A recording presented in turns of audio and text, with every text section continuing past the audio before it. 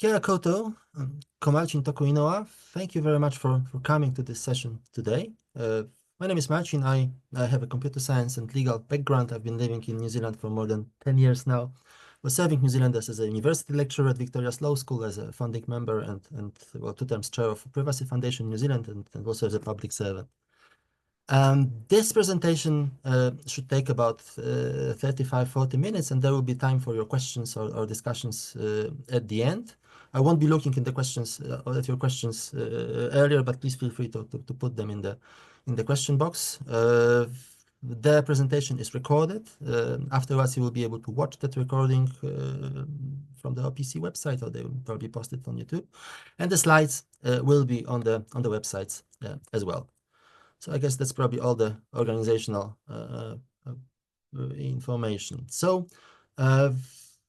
we'll start what I will be talking about. So we would like to start with showing where we are with the AI implementation in New Zealand. Then talk a bit about why are we looking for implementing AI. Then go deeper into more practical options the organizations have to deploy, especially generative AI systems, how to integrate those generative AI or large language models into AI systems, and then the privacy concerns. What are the privacy concerns of that, and how to purposefully tackle those privacy concerns, and finish with some conclusions. So the presentation itself takes the perspective of an organization that thinks about deploying AI. I will be looking from or talking from applying that perspective, that focus. I'll focus mainly on generative AI and large language models. In particular, the safe deployment of the existing models, so how to adapt them to our needs, how to deploy them safely, and in particular, privacy risks, and how to successfully or purposefully tackle them, because this is the topic of the Privacy Week itself as well.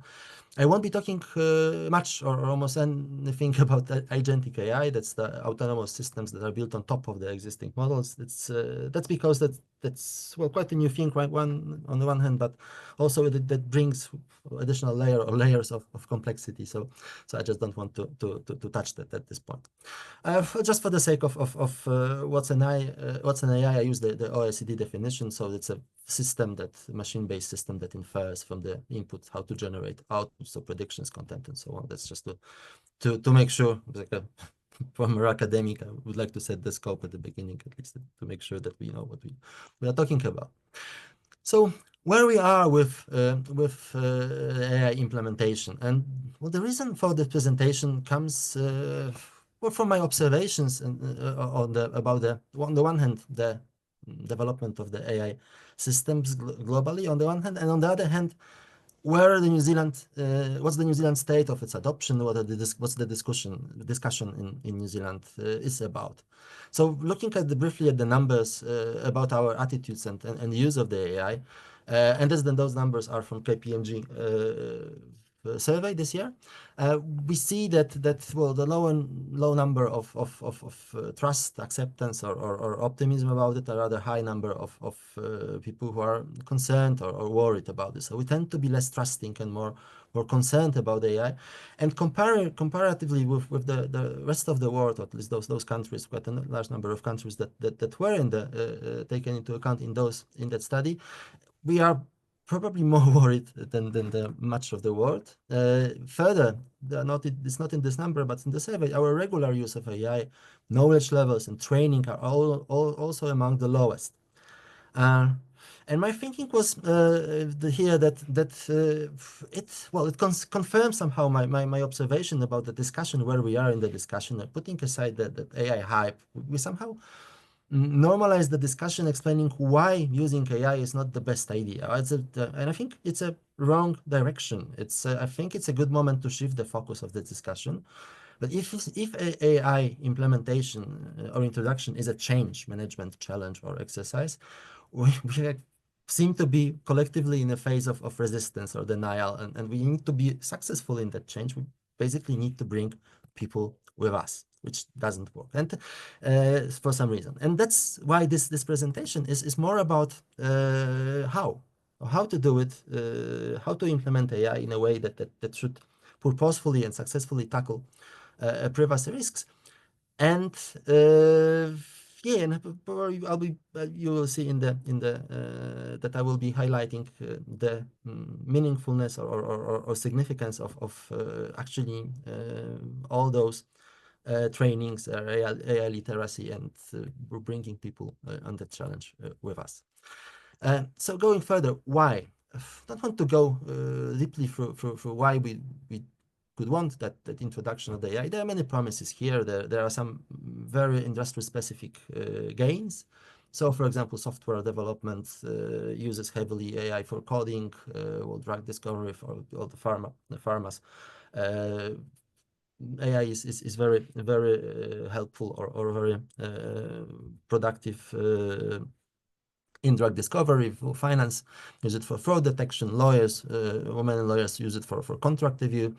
But that's the kind of industry-specific areas. There is some promise to increase efficiency, productivity across the business, in the administration of the business, or especially in automation of some simple mundane tasks, which should allow people to focus on more important things.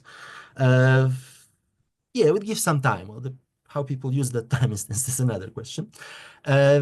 Improving business processes, improves customer experience through personalization, chatbots, and so on. Maybe of even new business models. But the starting point of that, if we put aside those promises for the business or for the organization, should be actually figuring out what particular problem we or as an organization would like to solve. With the use of artificial intelligence or generative artificial intelligence. What's the business goal? Because only when we put particular problems on the table, we'll be able to figure out where we are in that journey further, and we could reflect about the success or failure. Which just simply need a business problem, business case. Implementing AI is not about having a nice shiny piece of software in the company or in the organization. It is about solving particular business problems. It's a very important starting point.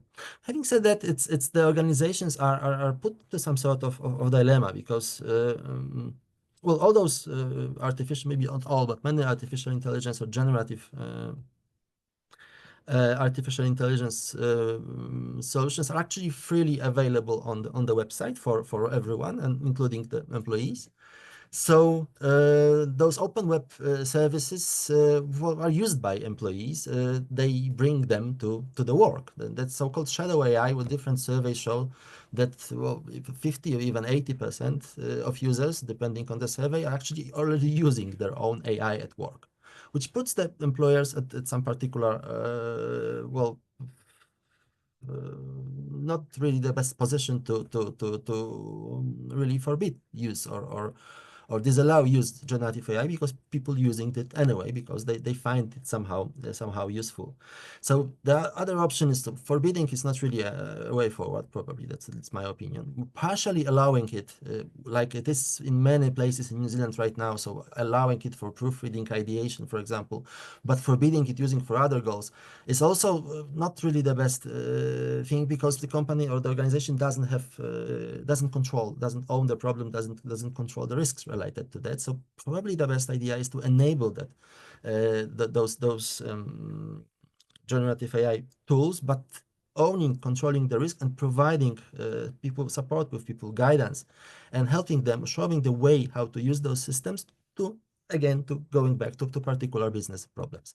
So it's important in this to figure out that actually organizations, if they own the problem and control the risk, they can monitor that and they can control how that is used.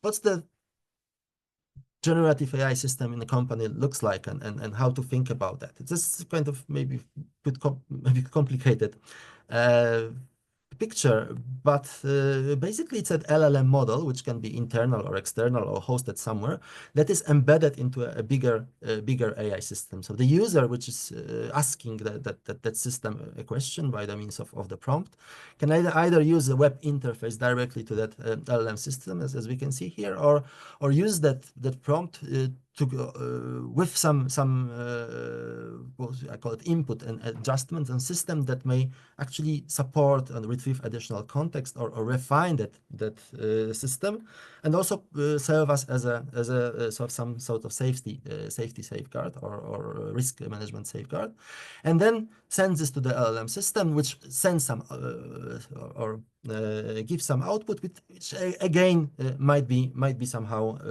monitored or adjusted by additional system, and the user receives a response that everything could be monitored and analyzed, because just to make sure that system actually works. That's just the various, well, engineers will say that's simplistic, and some people will say that's complicated, but trying to strike the right balance here.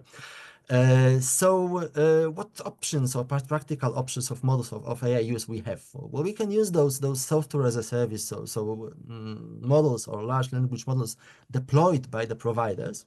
Oh, that's a web interface, that's well, maybe an AI embedded in an application. Well, examples are ChatGPT, Anthropic Claude, Microsoft Copilot, Google Gemini, and so on. Option of that is the API access, which basically the difference is that we have some sort of control over that input, because we provide our employees or users with an interface. Second option is model as a service. So using the model, pre-trained model hosted in the cloud, or either by the provider of that large language model, or the company or organization that hosts those model, and as some sort of a platform. And there are examples here, again, Microsoft, Google, Amazon, but that may be also cloud-based model hubs like Hugging Face, Open Router, and so on. There might be an open source models there, and there might be option actually of having a dedicated model and fine-tune the model, which means that the model is pre-trained, but you can train that model with the relevant data from your organization. In some, well, that it depends, of course, on the provider. You may have well, the different payment options. There are different for different quality parameters of those models and so on. Don't want to go into that. This is a separate big topic, but thinking about the level of control of that, some of those providers can give you well, some sort of virtual model, or access to a virtual model, or even isolate a model particularly for your application and dedicate it, which, for example, is good if you want to fine-tune a model and have it available on it for your organization, which increase, of course, the level of controlling the risks. And number three is own deployment of the model. You can download such a model from an open source model and develop it further, or even develop it by yourself. Well, that's I mean, step further, and of course you are owning more risks and be able to better manage those risks, but it requires more expertise and so on.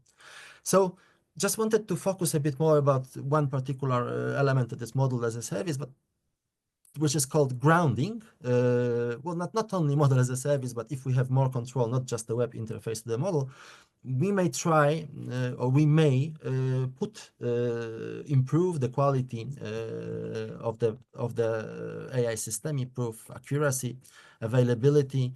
Sorry, not availability, but improve accuracy of the reliability of the responses by using some sort of so-called grounding. There's some different names for that, but basically we enrich user prompt by relevant knowledge taken from the organization or our sources of knowledge, and well, gives the additional context, feed additional context into the context window, which improves the quality of the responses from that model. Well, techniques are different. We can do it manually, but we can also use it automatically. So by so-called retrieval augmented generation systems, so systems that retrieve or fetch the relevant knowledge from the company from available sources and augment the capacity of that and of the query to get the response from the model. And privacy or risk specialists will see here that if something is automatic, that probably needs some sort of risk management here, and increases or may increase the risks. That may be, not want to go into particular details how it is done, but it can be some semantic search, or there might be some actually separate databases that store some so-called embeddings. So the chunks of information that are transformed into a machine representation that are stored either on our organization premises, or even there are some third-party solutions here that may help us create some sort of that database.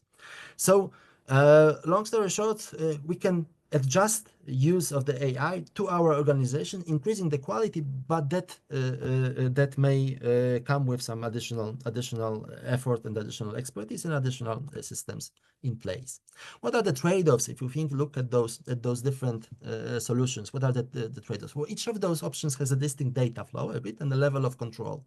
Basically, those provider only solutions, so web interface, for example, to ChatGPT gives us very low level of control, because we can only exercise that control over the provided tools. So software settings of the model, which gives some options whether they retain the training data or so-called memory, or use the so-called memory, and we have no control over logging.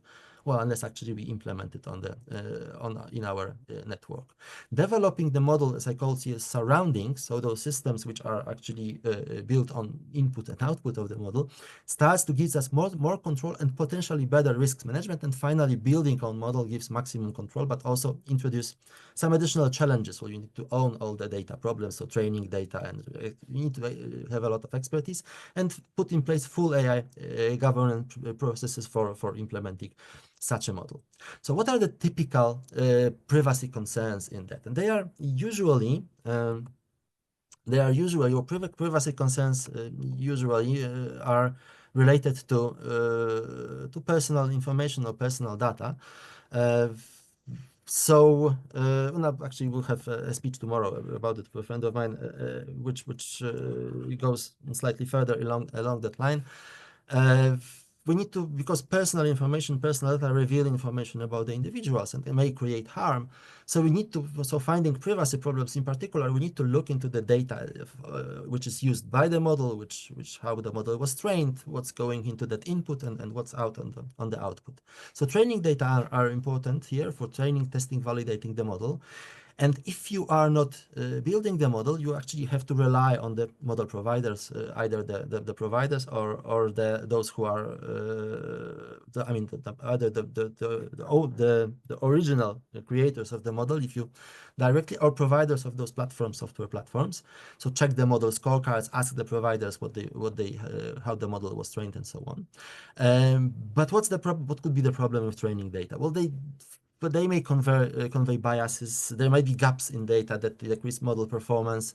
But most importantly, for the privacy problems, they may collect personal information. So the model could have been trained, or could be trained, with use of personal information. And the models have this propensity that they may memorize some, and that can some information from the input, from the training data, which can further, while using it, it can appear on the output. So the question is, was the personal information there? How the training data was collected?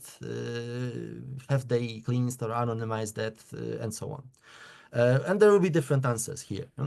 Number two, the model input. So that part of the where we are putting information into the model, and may contain personal information. If the user is doing this manually, well, of course, a lot of depend on the person who is putting the data or information into the prompt. Usually, unless there are very particular specific tasks for which we want to use AI, we really don't need personal information to be put into the model. It doesn't bring much gain, yeah, we should basically avoid using personal information with the generative intelligence solutions. That somehow, however, can be, if we use that retrieve augmented generation that can be automatically somehow get there. So we need to thinking about deploying solutions like that. We need to thinking about filtering that out. Also, if we employ solutions such as RAG and try to automate it further or have that built in a way that is scalable and we create some sort of database, for example, of embeddings or vector database, that there might be some personal information there, even in that possible to extract from those embeddings. So that creates some additional problems on the input. On the number three, on the model output, that's probably more well, easier to talk about probably. Well, the quality of the inferences of those outputs of the model is very important. And for us, it's a question whether it contains the personal information, because it might have been there as an input or as a training data. And also putting together information, those inferences may re-identify individual. So personal information may appear, surprisingly, maybe to some people, in the output. And we have to deal with it somehow. Of course, a lot depends on user interactions, how they use the models on their trainings, and what they do with the output data is also quite important. How they treat that, whether they store it somewhere on a log or what they do with that further on. But some monitoring here well, training at least is necessary. And number four, all that monitoring data, because if we want to, well, AI solutions, maybe put it this way, the AI solutions are sometimes, or models are sometimes quite brittle. They may decrease in performance. There may be some problems or dynamic problems happen when implementing the generative AI in organization. We would like to monitor the quality. We'd like to monitor the input and output as well. Have some analytics from that. That creates another database or of logs, and which of course may also contain personal information and a lot of information, which we need to properly safeguard. So how to tackle those privacy concerns? Well, user guidance and AI literacy is absolutely critical here, especially if we are using external models. Well, that's a smaller organization. If they don't want to develop anything on their own, they have to rely basically on people and the way they are trained and they behave at the end of the day is critical for that organization. Well, transparency to model users and data subjects that they are using AI, that warnings and so on. This is very important. We may be, in general, with thinking about privacy, we will be limiting the amount of sensitive information or personal information put into the model. So it's less problematic if we have more control over the model and over the surroundings. Yeah? So the more we go into that integration of that, the more we, if for example, we have a dedicated model run by some platform dedicated for us on a separate so-called tenancy, for example, or isolated physical or logically or physically isolated space, we may have a lot of control about that. No one else uses that, and we may probably care less about leaking personal information in, because it is somehow secured, at least from external access. But even having that model isolated from those third parties, even on our infrastructure, doesn't really protect us from the problems of our problems with lack of data governance or lax data governance. So, and there was a beautiful speech about that, I think 2 days ago, from information governance professional, that actually what can happen when implementing AI or generative AI, by allowing or adapting the organization to use that to fully that AI with full potential, and give that AI necessary data sources from our knowledge bases, whether the databases or unstructured data, different sources, we may accidentally actually give that model and through the model the users access to data they shouldn't be seeing in the first. So if we have lax data governance, which actually and we have some pieces of data that is sensitive but shouldn't be accessible to people. And right now it's not accessible because it's actually put in some obscure places, and not people just don't know where to look for it. Suddenly, when we enable AI and enable searching for all those company databases or organization databases with particular levels of access, and if the information is the wrong place and wrong labeled and so on, it suddenly may be visible to people who shouldn't be seeing it in the first place. So data governance is very important. I'll come back to that a bit earlier. Number three here, it's filtering out the outputs. So we need some filters that catch sensitive data, which includes personal information. And also tackling, but this element is tackling broader risks. It's tackling also, looking from the AI governance perspective, tackling dangerous uses of the model and dangerous responses as well sometimes. Because we cannot be fully sure what actually comes out of that. Some model providers, or those platform providers of the model providers, let's put it this way, do that already. They have some models, safety models on at the output of their LLM deployed systems. Well, all of them have those safety outputs, but some of them allow you to customize those mechanisms. So this is we can develop something on our own, but we can also develop something that on the basis of those offers.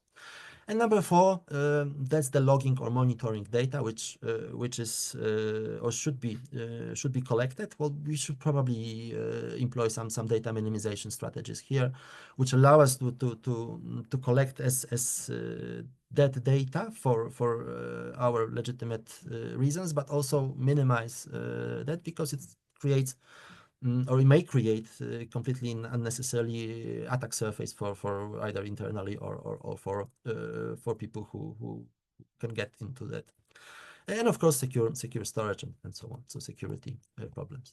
So those are the general ideas about how to approach that to the different places of the model. Just wanted to talk very briefly about some particular examples of risks. Well, that's just I think four of them, and those risks depend on particular applications. It's not a general. It actually depends on how actually how we develop the generative AI and in what particular options are in place, how we use third parties and so on. So just taking for those four examples. So disclosure to the LLM provider, so information that comes from the company ends up on the servers of LLM providers that they can log the data for quality reasons. They can monitor that, but also they can use the data for training of the model. They can use as a kind of memory feature and so on. So there are different uses there. And if this is completely outside of our control, we can only switch some of those parameters, or switch off some. For example, use the data, input data as a training data further down the track. So what are the mitigations? Well, for user guidance and AI literacy trainings, warnings for our users, limiting the amount of sensitive data or software data filtering, DLP, data leak protections, and so on. So those are the hard and soft tools which you can put in. That, of course, soft tools means user knowledge is the most important here. Or for taking unsecure hosting. So the hosted model, the situation or the risk arising that the hosted provider of hosting is somehow or may expose the model and or company information for third parties or use that. Yeah? So that very much depends on the contracts there, on the contractual performance clauses, warranties, and so on. So you have to look into that offer and look what they offer, what they provide, whether they offer separation, isolation, and that was, of course, depending. There are different model, different pricing models, and so on. So physical, logical separation, encryption, whether they have a risk management program. Do they give you control over the copy of the model if that's more integrated? I mean that, for example, if you fine tuning your the model, so you put their own data, that probably would require that you actually own have a full control over. You can cancel, delete that at any given moment. The model output discloses PI to the user, well, user guidance, AI literacy trainings, but also filtering, so software solutions that are filtering the output, monitoring, human review, and so on. So there are, of course, software providers that will build system around that, on the input, on the output, that they filter personal information and so on. Don't want to advertise, but there is a lot of offer of actually more complete and less complete. They provide just part of the solution or the whole one. It's good to have a review of the market. Going back to the conclusions. So what I wanted to show you is that there are options actually for deploying AI, and they are available for almost anyone, any organization, and there are privacy risks there which are inherent with that, and that's, we cannot deny that, as many other risks, but they need to be purposely managed, but it can be managed by the design of the system, by the control in place, by putting owning more risks, and well, basically the more integrated it is, the more control we can have and over the solutions. The most important limitations in that, or problems, or potential problems, are actually with us, with the organizations, rather than the models. At least that's my opinion, my observation. Well, first, that is the lack of data governance foundations, because if we would like to have accurate responses from the AI system or generative AI system, well, there has to be internal data which is put into the context of those prompts. It needs to be available, accessible data, has to be recognizable for automatic retrieval, for example, have proper quality, and has to be properly secured by the proper access control mechanism, so that we, as I mentioned, so you won't end up with amplifying some already existing access problem with, for example, with some document with sensitive information. By the means of the AI, we can basically leak that or distribute that to the whole organization, completely unintended. So let data governance foundation as a base for the systems to have a base for the data, which to have the data available, which increase our well, satisfaction, accuracy, and so on, success rate, however we measure it, and secure us from problems. Yeah? So this is very important. So the level of where we are with data governance or information governance will determine actually how much we can use, or how can we can benefit from the AI. And second thing is super important is the AI literacy. So helping employees to adapt, and that's critically important, because whichever we actually solutions or level of integrations we get into, we need people who know how to use it, who know to not just how to use it and how to achieve particular goal, but also how to be a supervisor of the model, how of the output, how they need to understand the risks, and they need to know how to assess the output of coming from the software. And that's unfortunately that with New Zealand is quite problematic. That KPMG study says that only 36% of New Zealanders believe they have skills, and the recent PSA survey shows that, particularly in public sector, there's just 12% of the respondents actually received some sort of AI training.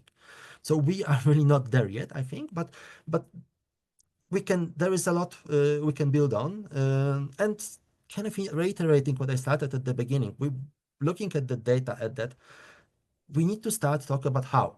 So how to basically, what are the necessary elements to put together to have a good AI system which improve our efficiency or productivity, whatever the goals we clearly set at the beginning.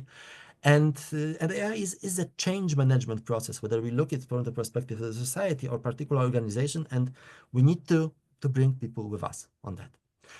Thank you very much. I think that's all from me, and I will gladly take some questions. So I'll open the Q&As.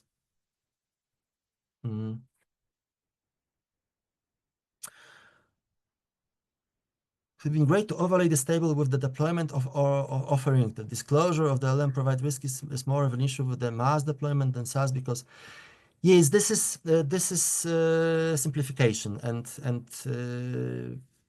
this doesn't. I didn't mean to provide all the complexities. I'm sorry. Does that RAG mean, please? Retrieval augmented generation. That's an automated system that enhance the prompts or provides additional context to the prompt window by retrieving the data from their knowledge sources, organizational knowledge sources, and putting injecting that into the prompt and improving the quality of the output. What do you believe are the most important points to cover in AI training to staff? Mm, that's a good one. I think a lot depends on that training. It needs to be. I think it needs to be built around particular gains or particular skills and particular task-related things we may do with AI. So starting from that, it should empower people, enable them to actually do task related or do their tasks with the help of the AI, and they should end up with a new tool. So it has to be probably more oriented on the task, and it has to talk about the risks as problems with achieving those tasks. So it should be, of course, concentrated on risk, on overseeing, and so on. But it needs to be. It's a powerful way of actually to achieve those business goals. So it has to. Everything starts from the business goals. When did the PSA conduct the public sector survey? I saw it like a month ago, I think. In New Zealand Herald, I think we'll have to go into the sources to that, but it's like a month ago. That's how do we prepare staff with AI skills for the future? With what AI will be in 2, 6 based on best prediction?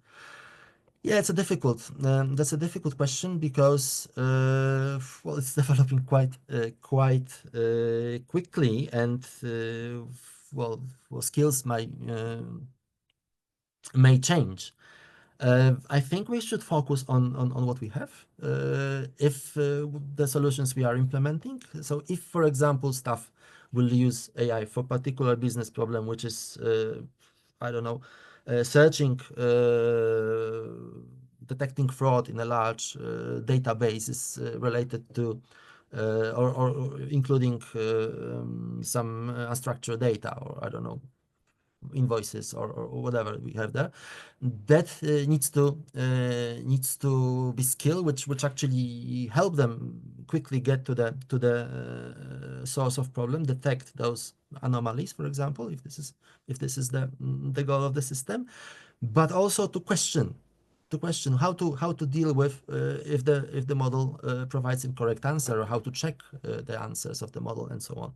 So this should be based on experience, on systems that are on the ground and particular business problems. I don't know how to prepare for AI in 6 years. I'm not sure what changes it will bring on us. Traditional regulatory bodies can have a tough time keeping pace as AI development accelerates and novel risks surface at faster rates. This is difficult to mitigate, but I wonder whether you've seen any examples of policymakers adapting to address this. Do you think this isn't really possible with the current legal structure? Let's touch us about the policy and what is a good policy, what is a good regulatory environment for AI. There are different models. There are countries who implement legal solutions here, and especially European Union is worth mentioning, and the European AI Act. And there are countries who basically rely on strategies and or don't do much about that. I think that's just my personal opinion is that some regulation is important, not only as a to cut off or prevent some serious risks, and those serious risks could be, for example, as an AI Act, is the uses of the AI which are forbidden there, and so we can filter out uses which we don't want. So which are probably not really covered in the regulation right now. However, I would be careful with putting some stringent or a lot of obligations on companies, and because yeah, basically I would be in line, unfortunately, maybe, or fortunately, with the technology advocates. But I see that a lot of ways of this AI can go, of those systems can go, and I would be afraid of stifling that somehow. So yeah, I'm not sure I fully answered that. I think the policy should be risk-based. I think the policy should tackle the problems, the biggest risks, and I think the policy should be quite open towards innovation and provide safe spaces uh, to development, for development of the systems, roughly. Uh, just try to start with what I haven't. Maybe I'll try to most upvotes. So please use the use the upvotes to how does the generative AI model you suggest that APIs to and public AI LLM preserve confidentiality, privacy with respect to the input data? If it cannot, is this a realistic option for commercial, professional, law firm to use? Asking here about the well, public AI LLM. Well, we have to balance the risks here. So if it's a law firm and a commercial professional, I believe we probably should be after the solution which gives her more risk control and some more or less dedicated solution in which it's not public. Uh, and then confidentiality, privacy, respect to the input data, and then we have an option of actually put some safeguards in place before sending that query to the model. So I don't think that fully public LLM, which will fit that risk profile. If this answers your question, I think that for particular commercial professional uses, we should be minimizing those risks. But of course, it depends actually what you want to put in there, for which particular business problem you would like to use it. If even in the commercial professional law firm, there are uses which are benign and which don't require putting personal information there, and it's quite easy to filter them out and let the user or train the user to do it properly. Yeah, so it really depends on the solution. Sorry, I probably don't have the direct answer here. I have noticed that in Microsoft 365 Copilot may generate spreadsheet data and then indicates that it may not be accurate. How can an agency best manage the inaccurate information may end up in its systems if AI is used? Each data unit can't indicate that it was AI generated. Any suggestions? Uh, Oversight, and it is. We cannot really rely fully on that, and it depends on the business problem, in fact. If you would like, if this spreadsheet data is critical, well, that needs to be thoroughly reviewed by a human after that. Yeah? If maybe there are ways of doing it somehow automatically or semi-automatically, or generate some checksums, or there are smarter ways of controlling that if this is business critical. If not, well, you can deal with some risk of inaccuracy. But this is yeah, the data which you see might be inaccurate, and that depends on the model, that depends on the data. You have to be ready for output that you cannot really fully insulate from errors. Having said that, or with saying that, that's probably the case also with humans. Yeah, that's you also need to be aware of particular errors. So yeah. Sorry, that's all I can go that way. In healthcare automation, we are cautious about sending sensitive data to public AI APIs. Even if vendors claim not to store the data, there is still a risk since we can't fully control how the data is handled. Do you see public LLMs as realistic for privacy critical industries without strong guarantees of or private hosting? I don't think so because, well, as with privacy critical industries, you need to control what's happening with the data. And well, as a privacy professional, I wouldn't advise to use just put it into the system, which you simply lose control of. So if it's privacy critical solution, I would probably advise to go into solutions in which you actually have control on the model itself, or of the copy of the model, or some hosted solution, or you maybe you depends on the particular solution. Maybe use of one of those systems which actually you can put filter the input and figure, and which catches all the sensitive or personal information. Although those systems are not perfect. Those systems are not perfect, and they have some 90 something percent, even the best one, percent of accuracies.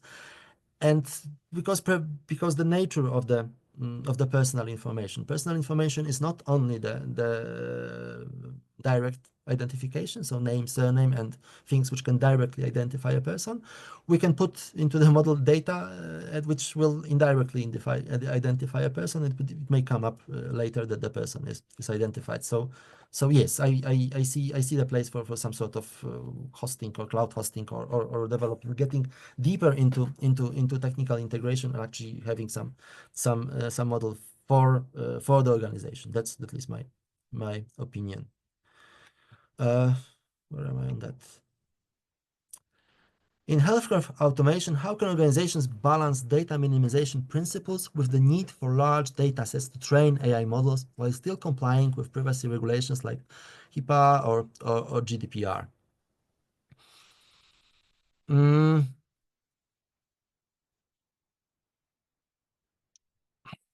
well, that needs to be balanced. That needs to be a balance. If you're under GDPR or American HIPAA, uh, well, there is a limit. There is a that data minimization. I would probably approach it like that, so that there is a ideal set of information you need to have for well, for the sake of the client, of a patient.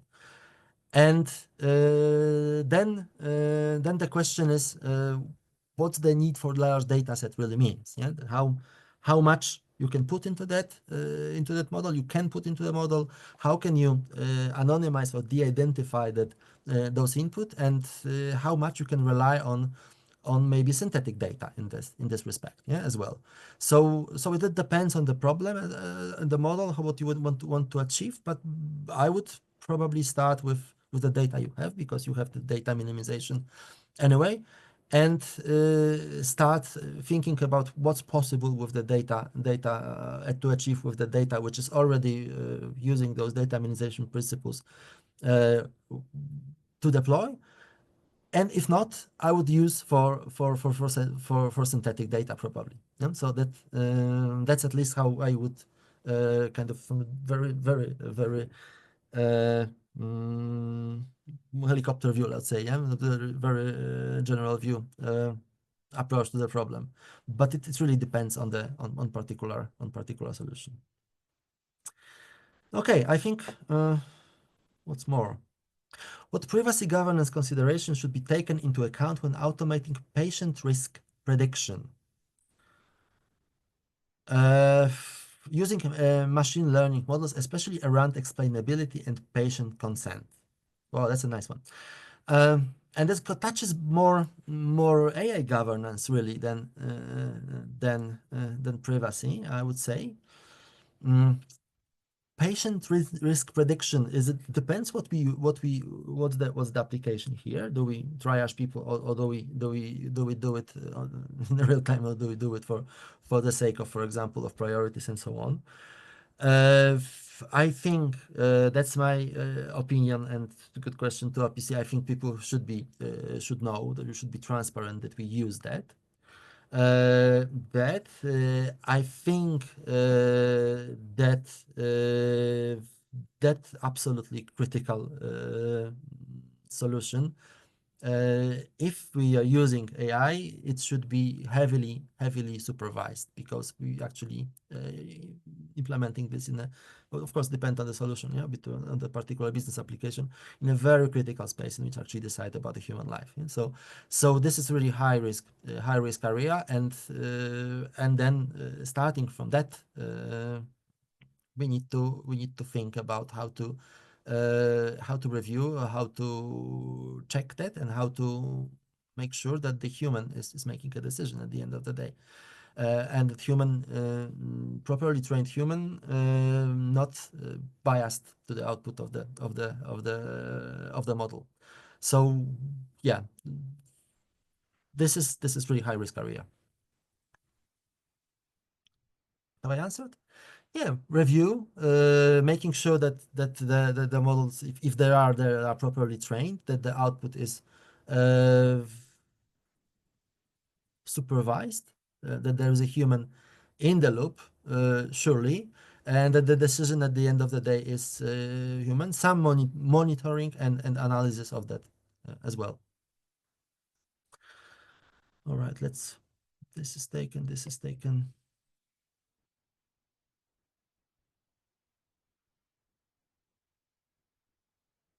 How do you recommend mitigating privacy risk in real-time data processing scenarios such as continuous monitoring of patient vitals using IoT devices? Well, that's again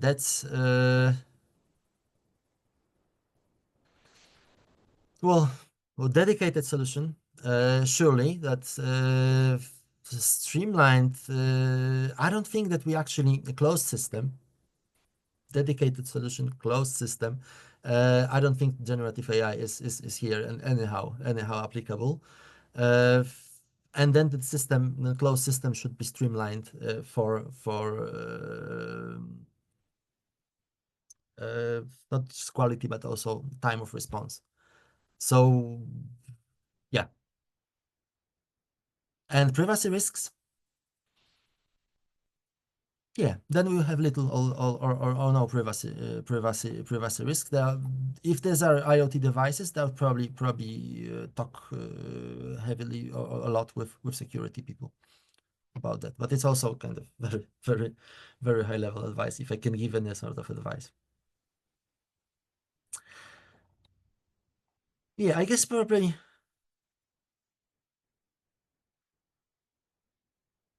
as agentic automation evolves, especially in sensitive fields like healthcare, what strategies can ensure that AI-powered bots operate within privacy boundaries without overstepping data access permission? Yes, the presentation wasn't really about agentic AI because it gives an additional problems related to different aspects of work of that AI agent and the fact that well it acts autonomously. Yeah, frankly speaking, I don't, I'm not in a position right now to think about particular application about AI-powered bots in healthcare. It's a should be a subject of analysis and we should take a look at the risks, actually, particular business solution, problem to solve, at the risks which are there, and problems with automations is not just that related to data, but also with decisions or taken by that because automating the or automation or agentic automation actually means that those some of the decisions or will be taken by machine. So this is I don't think that we should do it at this point. That's at least my opinion. But well, in a year or two, or with particular problem or particular application, maybe you'll be able to limit those risks. Again, very high level. All right, I think we need to wrap up. One or two more. Do you know this phrase, security by obscurity? We can no longer rely on this type of security as AI will turn up even the most obscure material if the user has access to it. Yes, that the the deployment of the AI system in company with lack or little information governance or lacks information governance is problematic. It's probably better to do it in small steps that enable those data sources and that information that we are sure of, or that as and for example, if the company, the organization is in the process of improving information governance, for example, that well, as much as we can have already created data sources that are curated, that are relevant, we should base that AI system on that, and we shouldn't just basically run the system on every possible data we have. The problem is that some obscure piece of very sensitive information gains some sort of amplification or is disseminated widely, or yeah, we discover a lot of problems. So just take it slowly, and as much as we are sure about the data, enable those data to be used by the AI, and as much as we progress with the information governance, we could progress with getting more relevant data to the model and having better responses. So that's probably would be kind of general level of thinking here, a way of thinking. And the last one, there is the last one.